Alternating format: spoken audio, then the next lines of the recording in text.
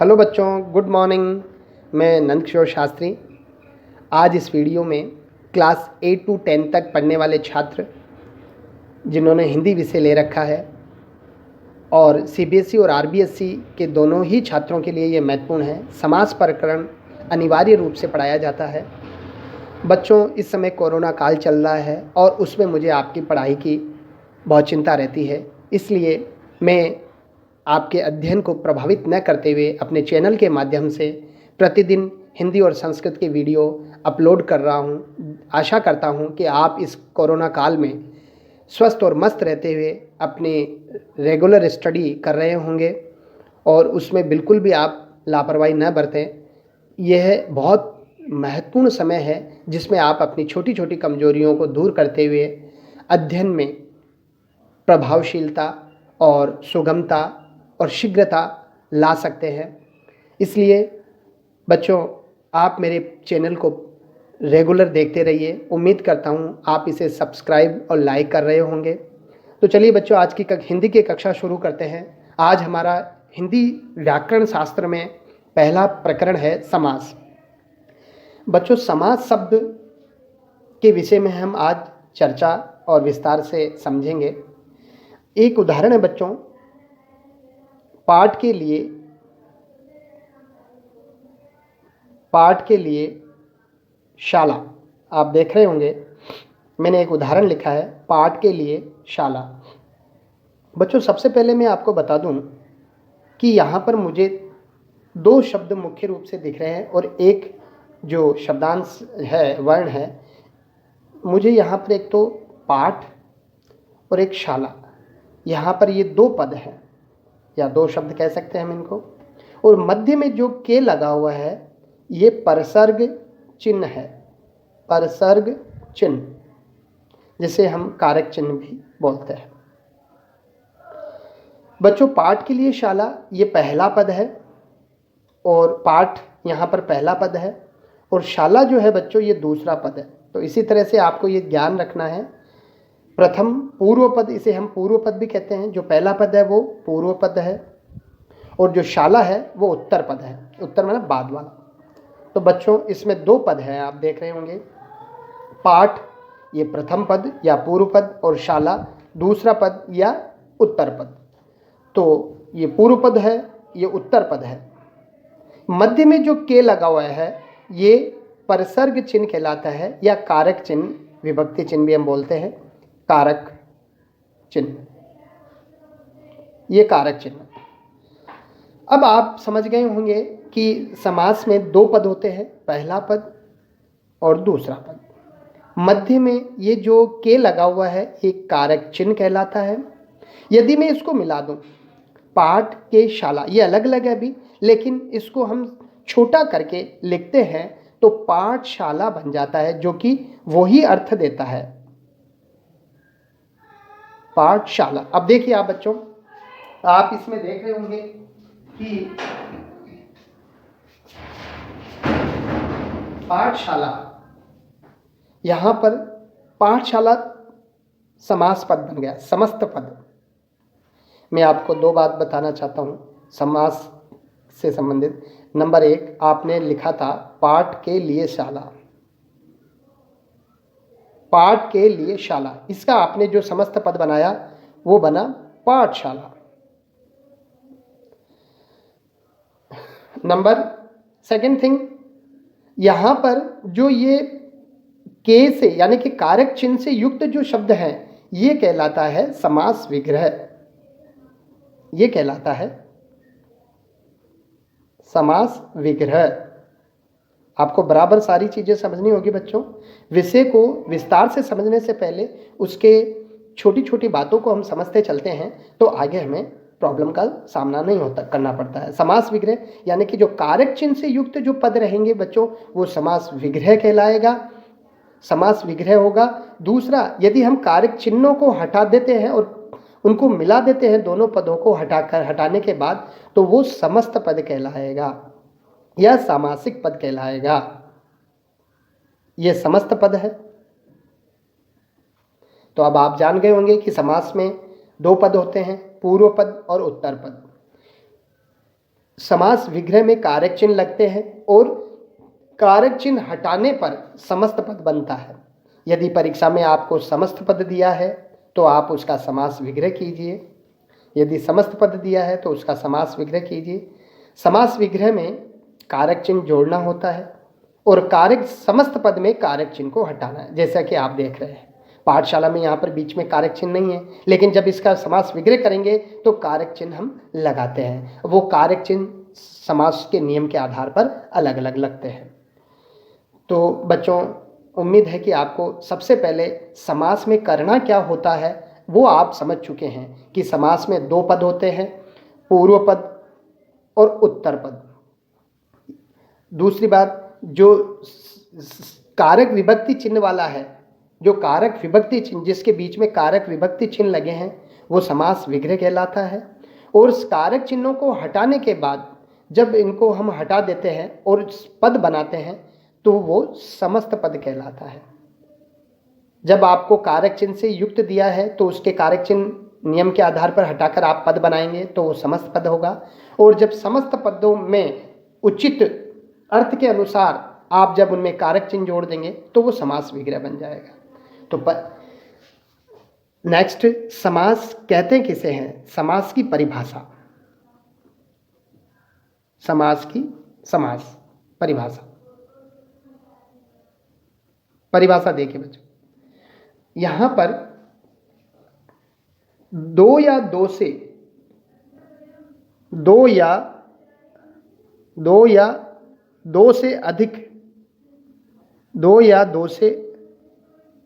अधिक सार्थक पदों के योग को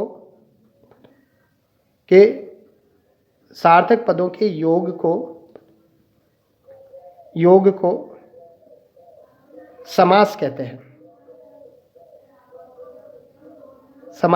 हैं। बच्चों, ये परिभाषा है, दो या दो से अधिक सार्थक पदों के योग माने जोड़ना, मिलाना को समास कहते हैं। दो या दो से अधिक, दो भी हो सकते हैं जैसे यहाँ पर दो है, या इससे अधिक भी हो सकते हैं, तीन भी हो सकते हैं। तो इन पदों को जब हम मिलाते हैं, जब हम आपस में मिलाते हैं, जैसा कि अभी आपने पाठशाला को मिलाया, जब हम इनको आपस में मिलाते हैं तो ये समास बन जाता है। इस प्रक्रिया में लाना ही समास है। मीन दो या दो से अधिक सार्थक पदों के योग को समास कहते हैं। नेक्स्ट, आगे बढ़ते हैं बच्चों। जैसे समझिए इसमें उदाहरण से, अन्न और धन, ये कारक चिन्ह आप बीच में देख रहे हैं। इसमें दो पद है, पूर्व पद और उत्तर पद। अब इनको हम मिलाते हैं, मिला देंगे। कैसे मिलाएंगे? बीच वाले विभक्ति चिन्हों को हटा देंगे तो क्या बनेगा? अन्न धन। तो अन्न धन ये जो बना है यही समास, इसे समास कहते हैं। समासिक पद कह सकते हैं और इसे समास विग्रह कहेंगे, जैसे कि मैंने ऊपर बता दिया आपको। समस्त पद को उचित अर्थ और विभक्ति के अनुसार विभाजित करना समास विग्रह कहलाता है और कारक चिन्हों को हटाकर पद बनाना समास कहलाता है। समास की परिभाषा आपके सामने है। दो या दो से अधिक पदों के मेल को समास कहते हैं। समास के भेद, अब भेद समझेंगे बच्चों। समास के 6 भेद होते हैं।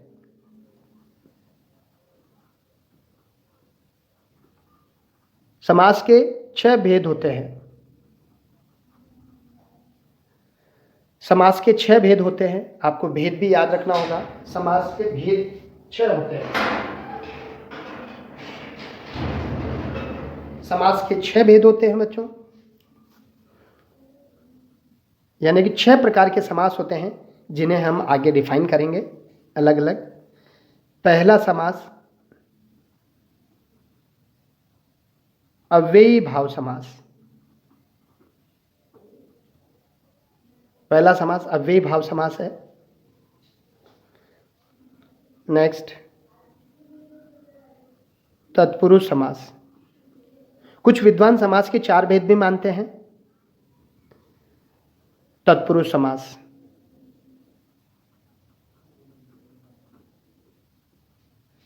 नेक्स्ट कर्मधारय,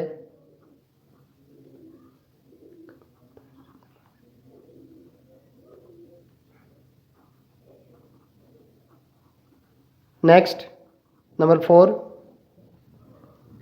द्वंद्व समास, द्वंद्व समास।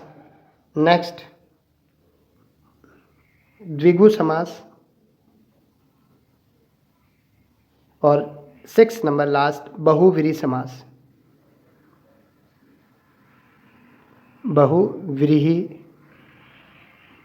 समास।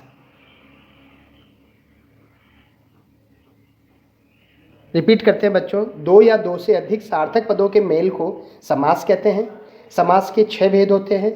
एक अव्ययी भाव, दूसरा तत्पुरुष समास, तीसरा कर्मधारय समास, चौथा द्वंद्व समास, पांचवा द्विगु समास, छठा बहुव्रीहि समास। इस प्रकार समास के 6 भेदों को हम अलग अलग प्रकार से डिफाइन करेंगे। इनकी परिभाषा और इनके उदाहरण, किस तरह से हम समास पद बनाते हैं और उस समास का समास विच्छेद करते हैं, समास विग्रह करते हैं, वो हम सीखेंगे। आगे बढ़ते हैं।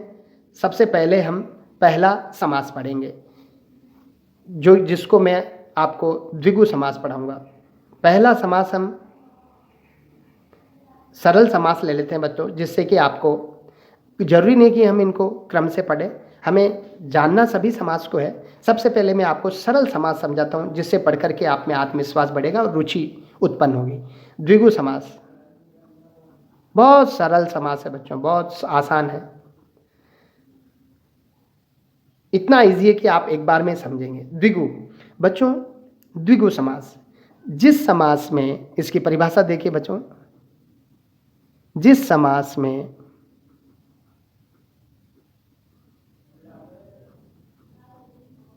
पूर्व पद, पूर्व अर्थात पहला, पहला पद, 2 पद होते ना, पहला दूसरा, इसे हम पूर्व पद कहते हैं पहले को, और इसे उत्तर पद। तो जिस समास में पूर्व पद अर्थात पहला, पूर्व पद संख्या हो, संख्या नंबर, संख्यावाची हो, जिस समास में पूर्व पद संख्यावाची हो उसे द्विगु समास कहते हैं। उसे द्विगु समास कहते हैं।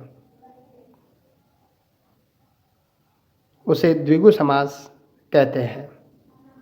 उसे जिस समास में पूर्व पद संख्या हो, नंबर, संख्या अर्थात नंबर।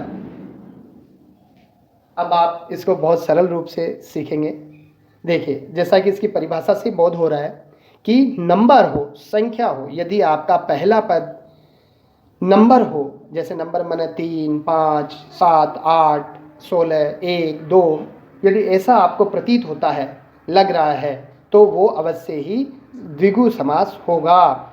द्विगु समास क्यों? क्योंकि द्विगु समास में हम पढ़ रहे हैं बच्चों कि इसमें जो है, इसमें पहला पद जो है वो संख्यावाची होता है।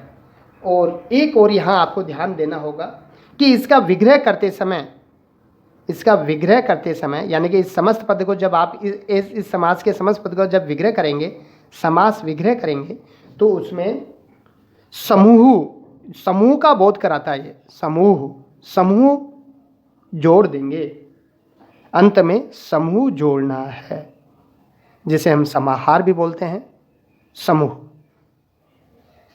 आगे बढ़ते हैं, उदाहरण की तरफ देखिए। आप उदाहरण देखिए बच्चों, इसका उदाहरण जैसे मैंने लिखा चौराहा, आप समझ गए होंगे। चौराहा, चार राहों का समूह। चो माने 4, जैसे त्रिलोक। नेक्स्ट लिखा मैंने त्रिलोक।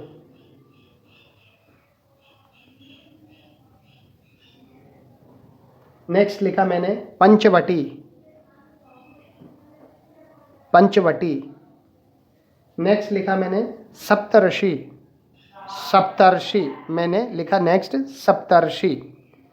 तो बच्चों चौराहा, जैसे इसमें अब आप परिभाषा से, क्योंकि जो लैंग्वेज होती है और मोस्टली जो व्याकरण होती है वो नियमों पे आधारित होती है। यदि आपको लैंग्वेज में हिंदी, इंग्लिश, संस्कृत में आपको किसी भी टॉपिक के रूल और रेगुलेशन, नियम याद हैं तो आपके लिए वो क्वेश्चंस इतना इजी होता है कि आप उसको चुटकियों में कर सकते हैं। जैसे चौराहा, तो इसमें विग्रह डेफिनेशन क्या थी?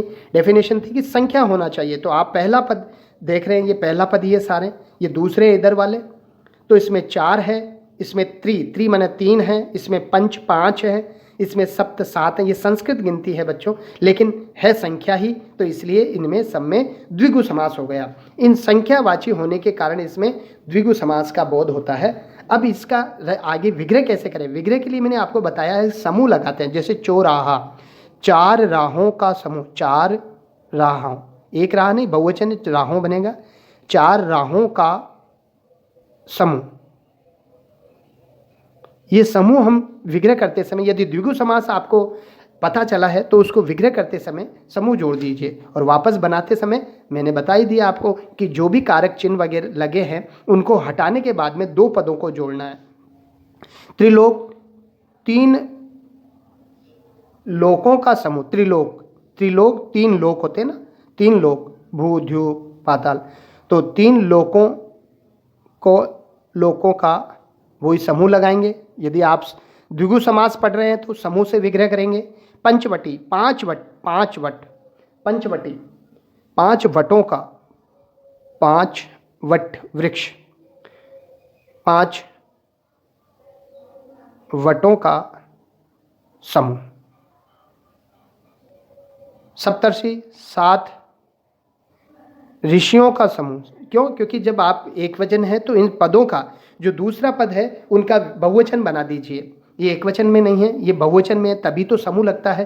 तो 7 ऋषियों का समूह, ऋषि नहीं, ऋषियों का समूह, वहाँ बनाते समय आपको एक वचन, 7 ऋषियों का समूह। इसी तरह से नवरत्न,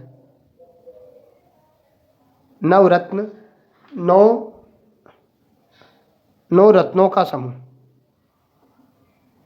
रत्नों का समूह। जैसा कि बच्चों, आप, उम्मीद है कि आप समास पद में रुचि ले रहे हैं, आपको समास पद समझ आ रहा है। द्विगु समास आज हमने पढ़ा है। उम्मीद करता हूं कि आपको ये मेरा वीडियो पसंद आया होगा। आप प्लीज़ इसे सब्सक्राइब और लाइक करना न भूलें, जिससे कि मैं आगे आने वाली और मोर अपडेट आप तक पहुंचाता रहूं। थैंक यू, धन्यवाद।